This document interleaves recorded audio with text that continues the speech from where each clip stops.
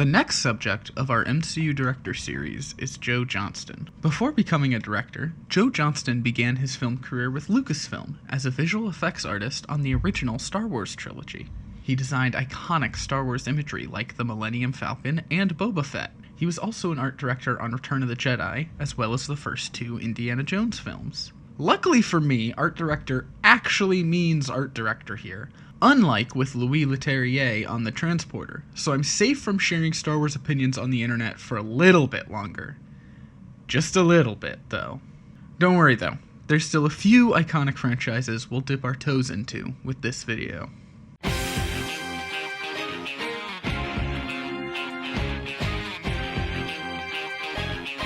Honey, I Shrunk the Kids is a decent enough comedy, but it really shines as an adventure film. It finds every creative scenario it can get out of the premise 4 children get shrunk and have to cross a backyard. I found myself constantly impressed by every new thing the kids came across in the backyard. I wanted to know what materials everything was made out of and how they achieved all their effects, most of which have not aged at all, though there are a few exceptions. It's obvious that Joe Johnston was chosen for his experience in that field. The movie attempts to get a little more serious at times and doesn't always stick the landing. Plus, it occasionally loses its own sense of scale, but overall it's a fun time. I know I would have been horrified by that bee scene as a kid, though. When we crashed, my entire life flashed before my eyes. Didn't take too long. The Rocketeer manages to capture the spirit of Dave Stevens' original comics, and even manages to improve on it in some ways, namely, making Cliff a way more likable character. For example, in the comic, Cliff needs to get a bunch of goons off his back, so he tricks them into going into his girlfriend's apartment while she's in the middle of a nude photo shoot to teach her a lesson? In the movie, he listens to his girlfriend when she complains that she's always the last to be told important things, and goes out of his way to change his behavior. That's 1 point for Movie Cliff, and what the hell is wrong with you for Comic Cliff. The movie also has more interesting villains, a more cohesive story, and dedicates more time to the actual flying moments that we came to see. I don't want to make it seem like I hate the comic, because it is decent, but it was begging to be turned into a movie, and Johnston adapted it very well for the medium. I also love that they didn't shy away from including the ridiculous bulldog-shaped building in the movie. I wish more comic book movies were less afraid of their silly source material like this. Everything about you is a lie. It wasn't lies, Jenny. It was acting. Joe Johnston may have only directed the live-action segments that bookend, no pun intended, the Pagemaster, but I don't want to figure out how to weight this to only make it count as 2/5 of a movie for the average, so we're going to talk about the whole thing. Every character in this movie is incredibly one-note, and for a movie that's trying to celebrate the wonders of imagination and storytelling, it just feels like a PSA sometimes. I mean, seriously, this kid is told he's going to face 3 challenges that will teach him 3 lessons, but every lesson is just, don't be scared. There are some moments of absolutely beautiful animation in this film, which shouldn't be surprising considering the animation is directed by Pixote Hunt, who also directed the Symphony No. 5 segment in Fantasia 2000. However, a lot of the time, the animation has very awkward layering problems that just become kind of distracting. Just too often, there's a strange edge around characters that are not part of their outline. I do think this movie is incredibly well casted, though. Macaulay Culkin was obviously a good fit for a kid who's just afraid of everything, but I also really liked Patrick Stewart as Adventure and Jim Cummings as Long John Silver. I'm also just a huge Christopher Lloyd fan. I wish he was in more of this movie. Dr. Jekyll, Mr. Hyde, must be a duplex. I've already touched on this film a bit when I talked about Zathura in my Jon Favreau video, but this movie genuinely blows me away.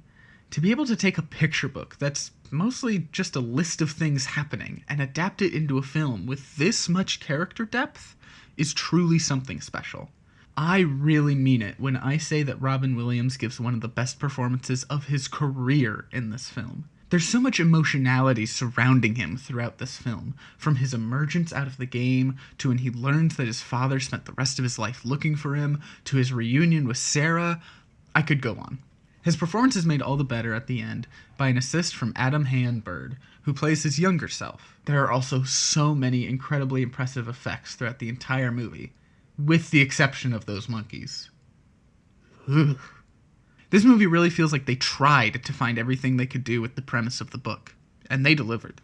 Maybe she'll know where Sarah went. Of course she'll know where Sarah went. She's a psychic. Good point. October Sky is the first film I've covered in this series to be based on a true story. Hey, Editing Crystal here. Just realized that I somehow completely forgot about All Is True. Oops. In fact, it is specifically adapting the memoir Rocket Boys by Homer H. Hickam Jr. Why did they change his dad's name to John? I understand that when adapting a story, certain changes need to be made to make it fit the medium better. In fact, this movie does make several changes that serve the visual medium better and work very well. But were they worried audiences wouldn't understand a father and son having the same name? This film also makes one major change in the story that I probably wouldn't think twice about if it were fiction, but it rubs me the wrong way that such a major change was made to something that's supposed to be a true story. Aside from those two issues I have, though, this movie does actually adapt the story very well. For the most part, they understood what was important to include in order to keep the film as inspiring as the book. Plus, it makes incredibly strong choices with its cinematography that bring a lot of emotion out. Man, we should be trying to get in that science fair instead of sitting around here like a bunch of hillbillies. I have some really bad news for you, Homer. We are a bunch of hillbillies. The Adventures of Young Indiana Jones was originally a TV series called The Young Indiana Jones Chronicles. The 2 seasons and 4 TV movies were re-edited together in chronological order into a series of 22 films. While some may argue that its inclusion in this video goes against my established no TV rule, I say that if Moana 2 counts as a movie, then so do these. This particular installment, Spring Break Adventure, is edited together from Season 2, Episode 6, Princeton, February 1916, and the second half of the pilot film, Young Indiana Jones and the Curse of the Jackal. This film is the first one to take place with a teenage Indy, following 4 years after the events of The Last Crusade's prologue. As such, it is much more exciting than the 5 films before it, which were focused on Indy as a young child, and were much more educational in focus. The Princeton segment is the one directed by Johnston, and in my opinion is better than the other half, directed by Carl Schultz. Johnston's segment focuses on Indy trying to get his girlfriend's dad's car fixed so he can drive her to prom in it, only to get swept up in stopping an espionage plot against Thomas Edison. Following this, there's an awkward transition to stitch these 2 segments together, a staple of this series, and then Indiana Jones joins the Mexican Revolution. No, really, that's the plot. Both segments feature some decent action sequences, especially considering the television budget being worked with here, and Sean Patrick Flannery's version of Indy feels much more like he's on the path towards becoming Harrison Ford than Corey Carrier's younger depiction. You want something to drink? In a glass that you touched? I'd rather drink sewer water. One sewer water, hold the foam. Jurassic Park III is a decent enough installment in the Jurassic franchise. While I can't particularly say I like the movie, it has ideas that are good in theory, but poorly executed. For starters, based on what Alan Grant went through in the first film, I do not imagine him as someone who would fall for the Kirby's fake story.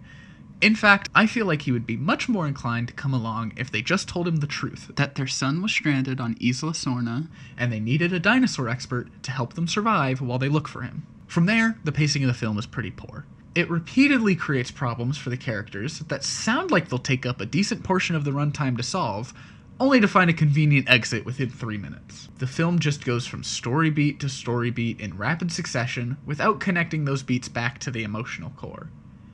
It does, however, make its action sequences very exciting, and even has practical effects that rival the first films in terms of quality.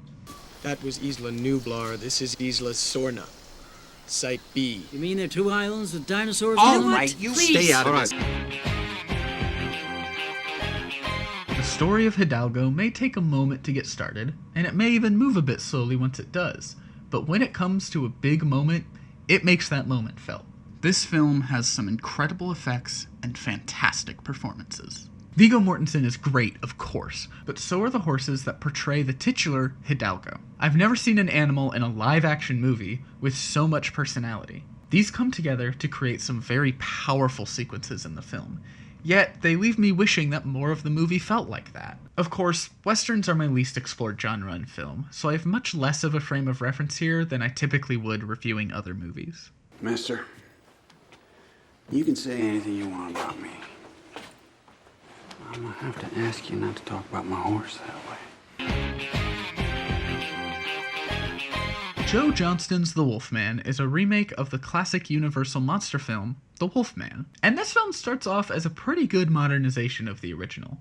The period setting, moved to even earlier than the original film, serves as a rich backdrop. The advancements of filmmaking techniques manage to bake a lot more tension into the setup. The effects, when practical, are fantastic.